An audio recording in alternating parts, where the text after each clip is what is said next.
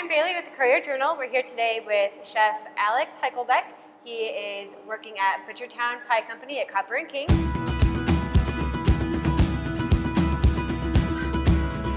And we're going to make some cured tuna today, right? Yes. So we've got two different types of cured tuna using some of our liquors. We've got one where we're using our immature muscat brandy, and another one we're using absinthe. Okay. We're kind of pairing those up into some plated dishes. And absinthe isn't, just like what you drink in college, right? This is like fancy absinthe? No, you don't find that at a lot of like frat parties. So everything we make here, brandy as well, at least at my university, didn't see a lot of that at the frat parties. Right, so we're making kind of a little bit higher end liquors here. So we wanted the food to kind of reflect that. All right, so where do we start? So what we're going to start out with right here, what I've got is some of the tuna. Okay. It's a small slice of tuna, and then this has been curing in our cure mixture for about 5 hours. Okay. It's a really simple mixture. It's just some some coarse grain, salt, some brown sugar. For this one, we used a little bit of cilantro and some dried coriander seeds. All right, as you well. just put that on top. Mix it all together, and then just make sure the fish is all the way coated in it. We left it for about 5 hours. Okay. So what I'm going to do with this is start to kind of rinse off that mixture. Okay. What I'm going to have you do is prep the salad that we're putting our fish on top of. So I have a lovely avocado there for you and a very sharp knife. So if you can go ahead and get that cut up, and just however you want to get it cut up in small cubes is fine. All right. Without cutting get myself. This rinsed off. I'm already failing at cutting the avocado, but it's fine.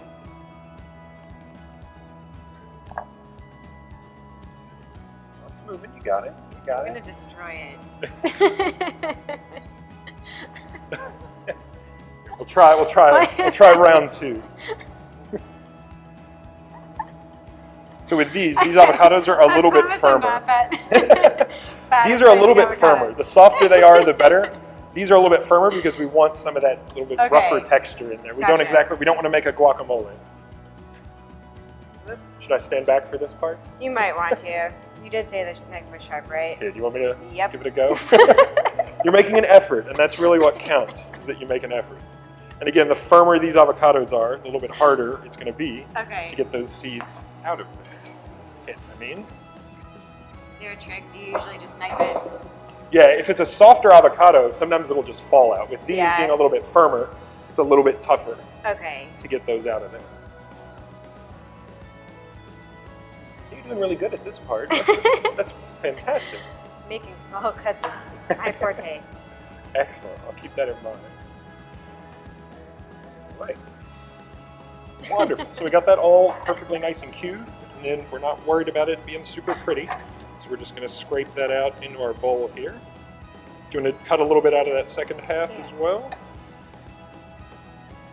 All right. Fantastic. So in this container here, if you want to just squeeze in a half of a lemon, get as much of it in the container as you can. Perfect. All right. So we got a little bit of our acid in there. A little bit more avocado, and then that little cup that's closest to you right there, that's some shredded basil. All right. So we're going to throw a little bit of that in there. So even though I said earlier that we didn't want avocado consistency, the base that we're putting on here is going to have some kind of guacamole, or some kind of guacamole flavor. And then we're going to hit it with just a little bit of olive oil. All right. A tablespoon or two, a little bit more.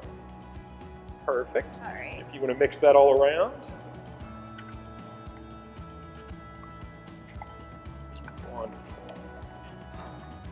Fantastic. All right, so now what I'm going to do, so this is our cured tuna. You can see it was brighter, kind of red when we started. It's gotten a little darker. If you want to give it a poke, it's kind of firmed up as well. So as you keep it in that cure, it's going to draw a lot of the extra moisture out. And if you give it a smell, you can definitely smell the liquor in there. You can smell that. So what we want to try to do with this is we want to cut it as thin as possible.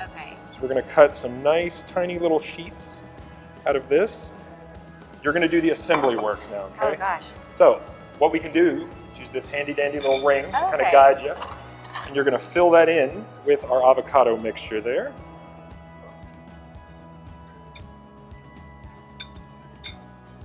We want to get it kind of pressed down in there so that it'll hold its shape. Perfect. We've got our avocado base in there. And then what we've got here are just some little sheets of like phyllo dough. Really, really thin pastry. This is going to give us some nice texture, a little bit of crunch. So we're going to put a handful of those on top, however many you feel like. There's not a whole lot of flavor to those, but it's just going to give us a little bit more texture. Perfect. So you happy with that? I am happy with that. All right, now the drum roll part. If we can get the ring to lift off. Okay. without it all So I'm going falling. to press down just a little bit, so go ahead and start to lift the ring off. Ta-da! Oh my goodness, it's fantastic, it's gorgeous. All right, and then all we're going to do is with our pieces of tuna, we're just going to put some across the top of our dough there. So again, if you wanted to just serve this in a bowl as like a little salad or almost like a ceviche kind of thing, you could do that as well. Okay. So we've got all that on, so the last thing that we need is our dressing. So in our little bottle here, we've just got a little bit of our immature brandy, which is the same brandy that the tuna was cured in. Okay. So what I'm going to do is chop up just a little bit of cilantro here, because we used some cilantro in the marinade and some coriander seed as well. Okay. What I need you to do is just to squeeze a little bit of lime juice. We'll say maybe 1 full lime. So because that fish, as you cure, the kind of fishy flavors are going to get a little bit stronger. So we can counteract that with some acids. Okay. So if you want to pour your lime juice into there, drop in some of the cilantro, making a huge mess as well. And then we're going to throw in a little bit of olive oil. It's not cooking if you don't make a mess. Exactly. Clean up afterwards. And then the last thing that we need to throw in is just a little bit of vinegar. You can use anything you want. You could use a cider vinegar. I'm using a white balsamic vinegar because I want some sweetness to go in with it. So we're going to go in with just a tablespoon or 2 of that vinegar. And here's the nerve-wracking part with these bottles, is getting everything blended together and not showering yourself in a vinaigrette. So we're going to shake that up. So last thing we need to put on our plate, with those kind of avocado flavors, we want something else that's going to have a little bit of acid to it as well, in addition to our dressing mix. So what we've got here are basically sun-dried tomatoes that, because I had the time on my hands, I went ahead and made them myself because they're pretty expensive as well. So if you want to take some of those and just kind of wring them out around there on the plate, however feels right, maybe just 5 or 6 of them per side would be good. Perfect. So with those, all I did was just took some tomato slices and then added a little bit of garlic and a little bit of basil to them, and then just put them in an oven at about 200 degrees for about an hour. That gets them nice and dried out. And it saves you having to spend a bunch of money on sun-dried tomatoes. We're going just a little bit of our vinaigrette all over, and then if you want to, oh, there it are, throw just a little bit of garnish right there on top. There we go. See, that's an extra $5 in a restaurant there. If you just throw that, if you just throw that on top, people will pay extra for that. So that's our finished plate kind of there. We've got all of those ingredients together. So that's our immature cured brandy. We've got just a really easy avocado salad, some phyllo dough for texture, and then our cured tuna, and those sun-dried tomatoes around the outside. All right. So if you want to go, absolutely, after you. Okay. All right. How do I break in there? There's no easy way to do it. There is no easy way to do it. There we go. You're not going to be able to cut a slice out of it.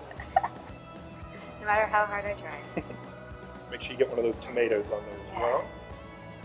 I mean, you spent so much time making them. So you could do this as a main dish if you wanted, but I think it's a better kind of like appetizer thing, kind of like a light salad, especially with the weather being as hot as it's been. A lot of those nice kind of cool, refreshing flavors as well. I definitely got the brandy on the first bite, but then the tomato really balanced it out, and the avocado, it was really good. Perfect. Yeah. So for the second one, this one's going to be nice and quick. We're going to put this one in a bowl just to give you another idea of how you could kind of serve this one. It's a lot of the same ideas. This time we took the same basic salmon, the same cure ingredients. We still had the salt and the sugar, only this time, instead of the immature brandy, we added in some of our absinthe blanche. Then to kind of keep with that flavor, we threw in some tarragon, which this is a really underappreciated herb in my opinion.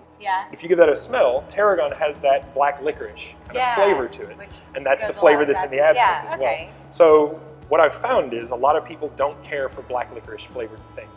So finding ways to incorporate different varieties of that flavor into there. So to keep with that same idea, for this one, instead of avocado, we've got a slaw that we've put together. So this slaw is apples, celery, and fennel sliced together. So I tell you what, if you want to try just a little bit of that slaw, you're more than welcome to. This would be great just by itself. Really.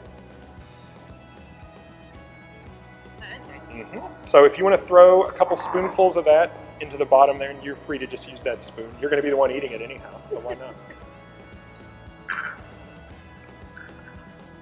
So we did like I said, we did the similar kind of cure on the fish. We've got our fennel flavors in our slaw there. Okay. So we're going to throw a couple pieces of our fish on top of our slaw.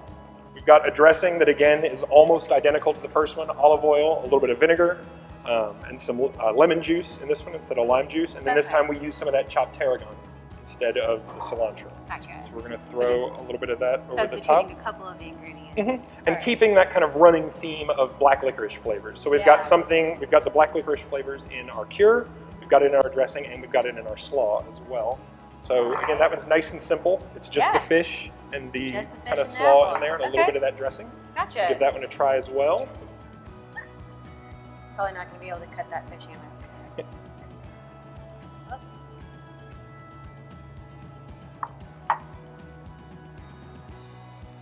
Okay.